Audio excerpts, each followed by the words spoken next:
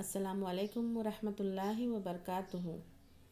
پیارے بچوں، آج ہم جماعت چہرم ماحولیات حصہ دوم شروع کرنے جا رہے ہیں۔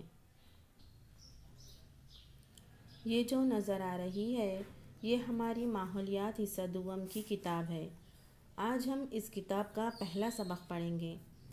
سبق شروع کرنے سے پہلے میں آپ کو اس کتاب کا تعارف کروا دوں۔ اس مکمل کتاب میں شیواجی مہاراج کے بچپن سے لے کر انہوں نے جس طرح سوراج قائم کیا اس کی مکمل معلومات دی گئی ہے۔ شیواجی مہاراج کو سب جانتے ہی ہیں۔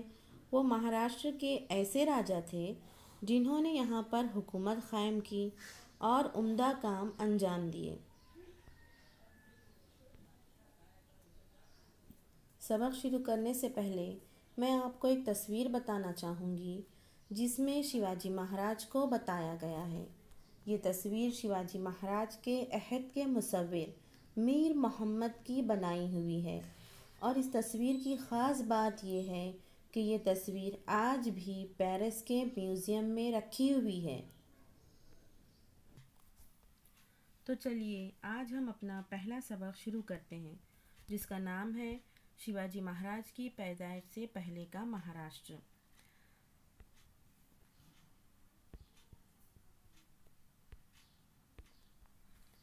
اس سبق میں شیواجی مہاراج کی پیدائش سے پہلے مہاراشٹر کے کیا حالات تھے بتایا گیا ہے۔ دیکھیے، شیواجی مہاراج بڑے مشہور شخص تھے۔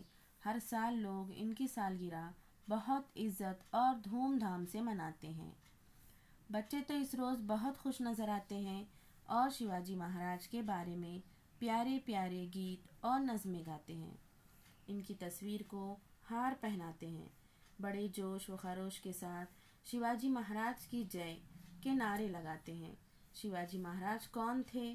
انہوں نے ایسا کون سا اہم کارنامہ انجام دیا؟ شیواجی مہاراج جس زمانے میں ہو گزرے ہیں وہ عہد وسطیٰ کہلاتا ہے۔ اس زمانے میں ہر طرف راجاؤں اور شاہوں کی عملداری تھی۔ بہت سے راجا عوام کی بھلائی کا خیال رکھنے کے بجائے عیش و عشرت میں پڑے ہوئے تھے، لیکن اسی زمانے میں بعض ایسے راجا اور بادشاہ بھی تھے جنہوں نے اپنے دور حکومت میں عوام کی بھلائی کے کام کیے۔ شمال میں مغل بادشاہ اکبر اور جنوب میں وجے نگر کے راجا کرشن دیو رائے اپنی رعایا پر حکمرانی کی وجہ سے تاریخ میں مشہور ہیں۔ ان کے ساتھ ہی شیواجی مہاراج کا نام بھی فخر سے لیا جاتا ہے۔ پیارے بچوں، آج کے لیے اتنا ہی کافی ہے۔ آپ کو آج جو سبق کے متعلق جتنی معلومات دی گئی ہے آپ اسے اچھی طرح ذہن نشین کریں۔ ہم اگلے پیریڈ میں اس کے بارے میں پڑھیں گے کہ شیواجی مہاراج نے کس طرح سوراج کی بنیاد رکھی۔ انشاءاللہ۔ اللہ حافظ۔